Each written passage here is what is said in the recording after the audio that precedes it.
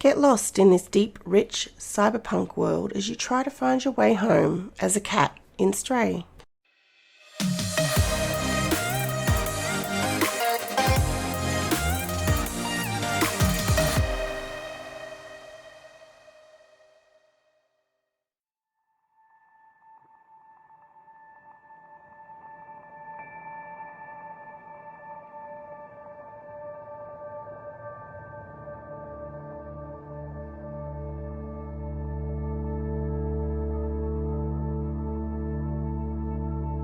Stray is a part platformer, part puzzle adventure by BlueTwelve Studio about a small kitten who gets separated from his family. With the help of a little robot called 𝗕𝗨𝗦𝗦, he searches to find a way back to his family. Along the way, he meets some robot friends who help him escape the city.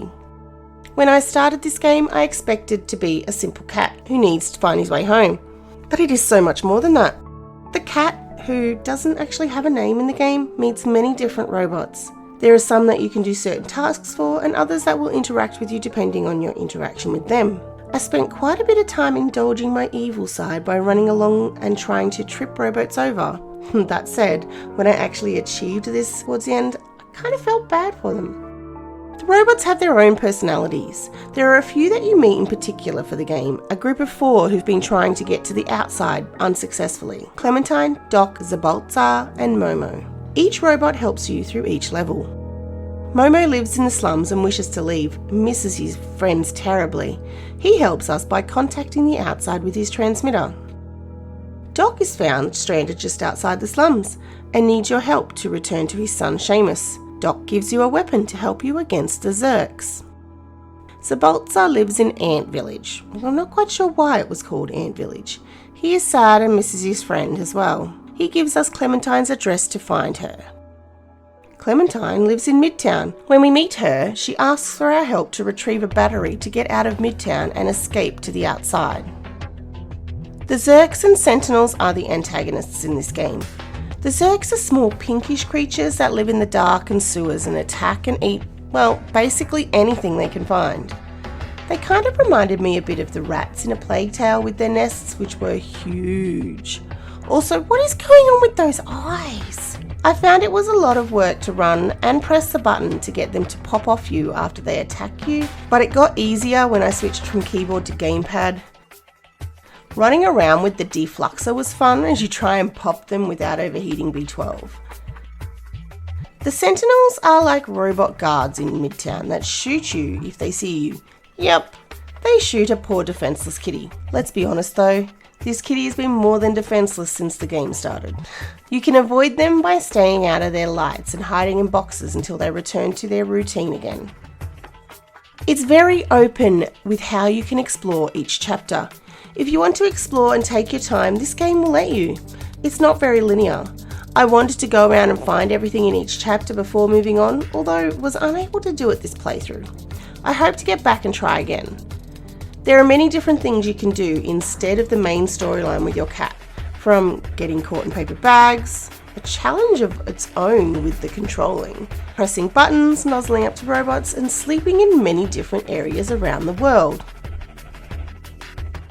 The badges you can collect for your cat to wear is adorably cute as well, and something I really enjoyed finding and putting on my 𝗕12 suit. Some can be found randomly around the open world towns, others can be found by completing different objectives for some of your robot friends. I knew going into it that it had gotten many positive reviews and won many different awards, from Most Innovative Gameplay in the Steam Awards 2022 and Best Debut Indie in the Game Awards 2022, so I had high hopes for the game. I love a good story game, and with AnnaPurna Interactive being well known for that, my hopes were high. I was not disappointed and I found this game to be a solid, well-made game.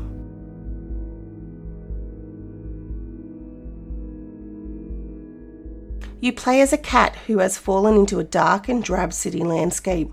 With the help of some robot friends, you make your way back to the outside.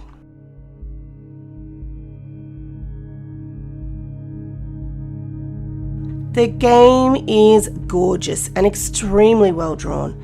The fact that they used numerous cats for each aspect of the characters to make their cats' actions true to nature of the animal only helped you develop a strong connection to your kitty friend.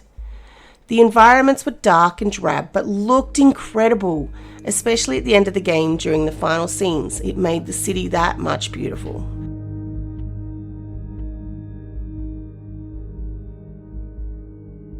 The music was wonderful to listen to and really sat well with each level of the game. I loved that you could turn on and off different tape decks around the world and that the music suited the environment you were in at the time.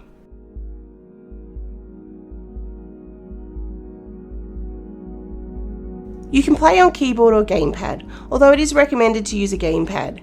I used both, starting with the keyboard and changing it up to the gamepad at the end. I personally found it easier to use the gamepad as was recommended, but you can use the keyboard if that's your choice.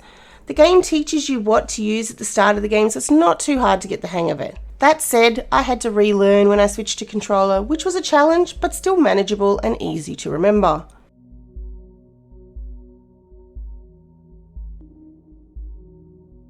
The game was a lot of fun to play. I was surprised at how much fun being a cat was.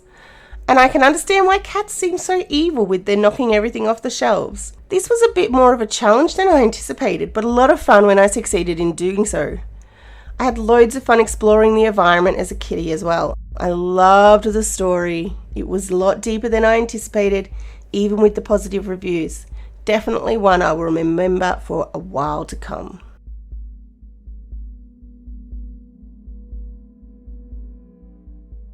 When you are finished, you can access each chapter, and it clearly states how many memories are in each level for you to find, to go back and get them all if you are a completionist. There are also little quirky achievements if you own it on Steam, such as sleep for more than an hour or nuzzle up against 5 robot friends, for those who want a little bit more than just all the memories. It's a rare one, but I can't falter this one, so I'm going to give it 5 out of 5 howls.